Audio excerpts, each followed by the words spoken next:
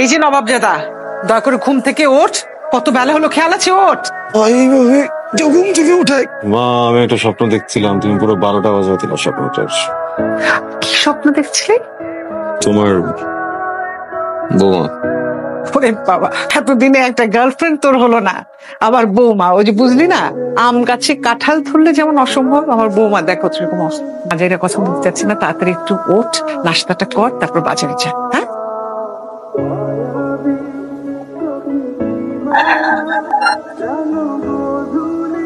দেখে হাঁটবেন না। হ্যাঁ, এইভাবে কেউ চলে আসে রাস্তার মাঝে? সরি, পানি দিব? ভয় পাননি তো? না, একটু সাবধানে হাঁটলে। হ্যালো, এই যে এই তো এসে পড়েছেন আমাদের মহারানী ভিক্টোরি। চাচি একটু। এই একটু কি, ঘড়িতে দেখতো কয়টা বাজে? কোন ছেলের সাথে ঘুরতে গিয়েছিলি? ছোটবেলা তো বাবা আমাকে খেয়েছিস, আর এখন কোথায় গিয়ে মুখ কালো করে এসেছিস? চাচি রাস্তায় অনেক জ্যাম ছিল। খবরদার, প্রতিদিন আমাকে একই অজুহাত দেখাবি না। এখন এখানে দাঁড়িয়ে না থেকে রান্নাঘরে গিয়ে রান্না করে আমাকে উদ্ধার করেন, আমার ক্ষুধা লেগেছে। কি হলো, যা।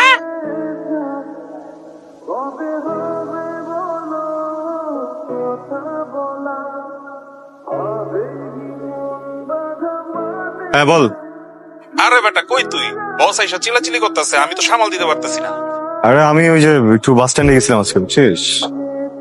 Bus stand? বাস স্ট্যান্ড গেছিলি মানে? তোর কি দেখা হয়েছে আজকে? না, দেখা নেই। তাড়াতাড়ি চলে আয়। আরে আমার গাড়িতে কি যেন একটা হয়েছে, দাঁড়া আমি পরে ফোন দিচ্ছি, রাখ না রে বাবা। কেন কোমরের বিট? চাচি দরজাটা খোলো না চাচি, দরজাটা খোলো চাচি, আমার ক্লাস করতে হবে চাচি। চাচি সামনে পরীক্ষা তো চাচি, অ্যাসাইনমেন্ট আছে চাচি। দেখেছো, তোমার ভাতিজির জন্য আমি ঠিক মতো টিকটকটা করতে পারছি না। চেত কেন? ও চিল্লাইতেছে, চিল্লাইতে দাও। দরজা খোলো না।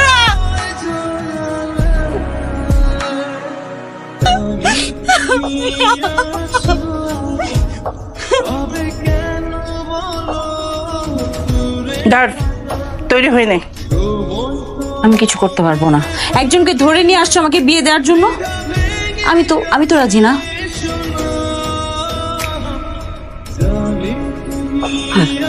ও গড, আবার এই মেয়ে, এই যে ওরা আদি। ওরা ওরা আমাকে ভয়ের কিছু কি হয়েছে? না, ওনার হার্টে কি কোনো প্রবলেম আছে? ডক্টর, আমি সেটা বলতে পারছি না শিওর। না, উনি তো অনেকদিন ধরে অসুস্থ। আচ্ছা, যাই হোক, এখন টেক কেয়ার করতে হবে। টেক কেয়ার করা ছাড়া এই মুহূর্তে কিছু নেই। কালকে সকালে ফাইনাল রিপোর্ট আসলে আমি প্রেসক্রিপশন করবো। হ্যালো, আপনি আমাকে কেন হেল্প করতে গেলেন? কেন আমাকে মরে যেতে দিলেন না? মরার কথা কেন বলছেন? এভাবে বেঁচে থাকার চাইতে মরে যাওয়াটা অনেক ইজি। দেখেন, আমি আসলে জানি না আপনার কি হয়েছে, কিন্তু একটা কথা বলবো, মরে গেলেই যে সব প্রবলেম সলভ হয়ে যাবে এই ধারণাটা কিন্তু ভুল। আমার মনে হয় কেউ যদি বেঁচে থেকে নিজের প্রবলেমগুলোকে ফেস করে, প্রবলেমগুলোর সম্মুখীন হয়, ওটাই কিন্তু জীবনের সার্থকতা। নিজের বাড়িতে নিজে থাকতে পারতেছি না। আপনি চাইলে কিন্তু আপনার প্রবলেমগুলো আমার সাথে শেয়ার করতে পারেন। বলে আসলে আমি আমার চাচা চাচির সঙ্গে থাকি এখানে।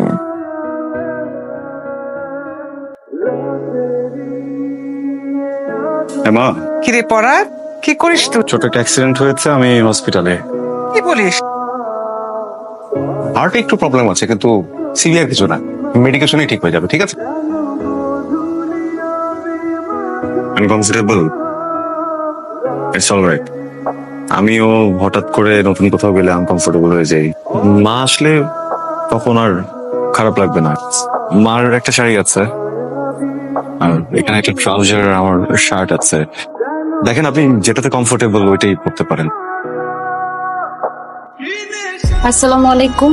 আপনি? ওয়ালাইকুম আসসালাম। কাকে চান? পড়া গেছে?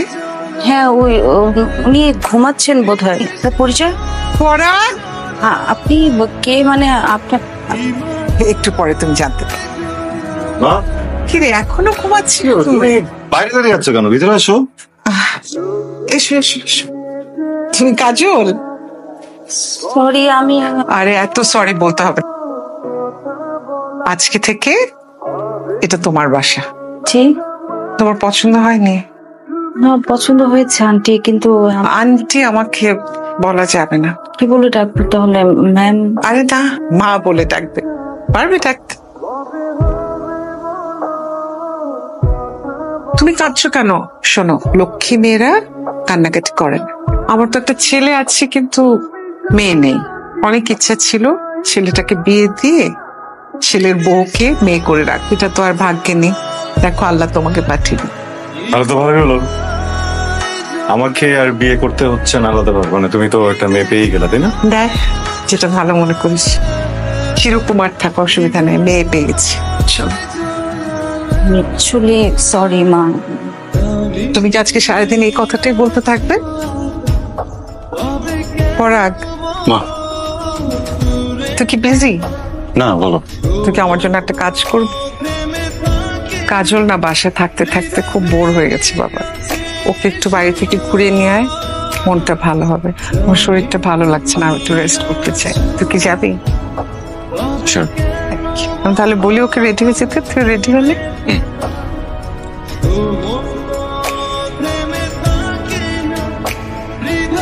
চলেন। ও আমি চিনতে পারিনি না, আসলে এভাবে বের হয়েছে, কেউ যদি দেখে ফেলে ঝামেলা হয়ে যাবে। আমাকে একটা জায়গায় নিয়ে যেতে পারবেন?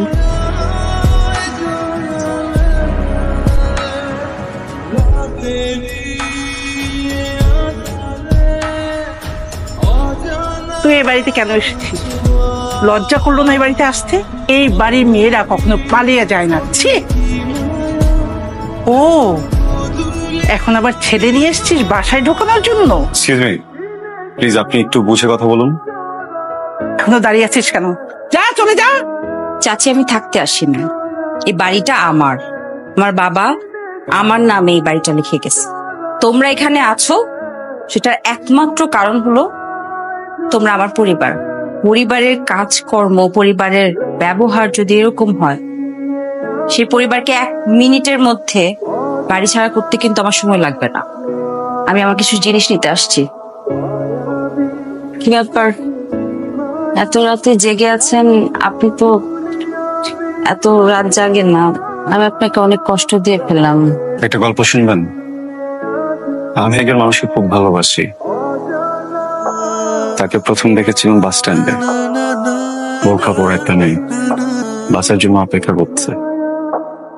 আসলে আমি তাকে পুরোপুরি ভাবে দেখিনি, জাস্ট চোখ দুটো দেখা যাচ্ছিল। হঠাৎ করে একদিন ওই মানুষটা বোরখা ছাড়াই আমার সামনে চলে এসেছে। ভাগ্যের পরিহাস দেখেন, শুধু চোখ দেখে যে মানুষটাকে এত ভালোবেসে ফেলেছি, পুরো চেহারা দেখে ওই মানুষটাকে আমি চিনতে পারিনি। আপনি এত ভাবছেন আপনাকে সব কথা কেন বলছি, তাই না? কারণ আছে, ওই মানুষটাকে আপনি চেনেন।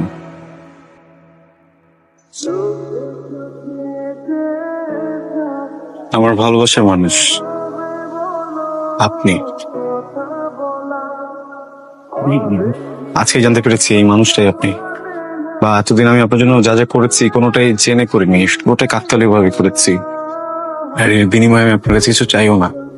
আসলে মানসিক ভাবে আমি ওই জায়গাটাতেই নাই, কিন্তু আপনাকে আমি ভীষণ পছন্দ করি একজন মানুষ হিসেবে। আপনি, মা, যদি দুজনে এই যে সুন্দর ছোট্ট ভালোবাসার একটা জায়গা, এখানে অনেক আরাম। আপনি আমাকে বিয়ে করবেন?